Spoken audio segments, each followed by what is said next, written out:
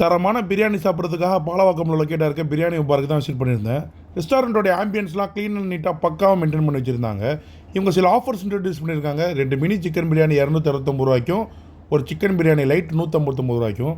இவங்ககிட்ட நாங்கள் போய் 3 பேர் சாப்பிடக்கூடிய அளவுக்கு ஒரு ஃபேமிலி பேக் சொல்லியிருந்தோம். இதோடைய ப்ரைஸ் 849 ப்ளஸ் ஜிஎஸ்டி.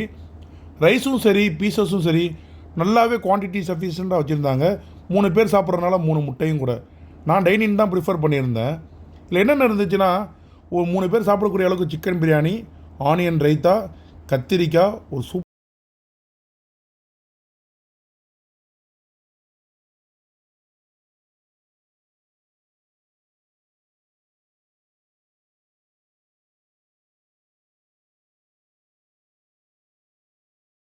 ஆகணும். எந்த அளவுக்கு வெந்திருக்குன்னு பார்த்தீங்கன்னா, லைட்டாக பிச்சாலே பஞ்சு மாதிரி பிஞ்சு வருது. அந்த அளவுக்கு வெல் குக்டாக இருந்துச்சு.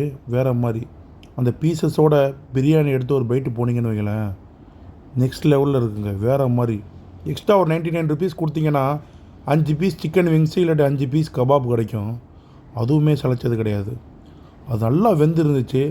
அதோட ஒரு பிரியாணி ஒரு பைட் போனீங்கன்னா வேறு மாதிரி.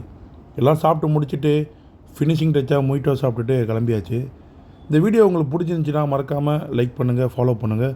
பாலவாக்கம் பக்கம் போனீங்கன்னா கண்டிப்பாக அந்த கடையில் சாப்பிட்டு பார்த்துட்டு எப்படி இருக்குன்னு கமெண்ட் பண்ணுங்கள்.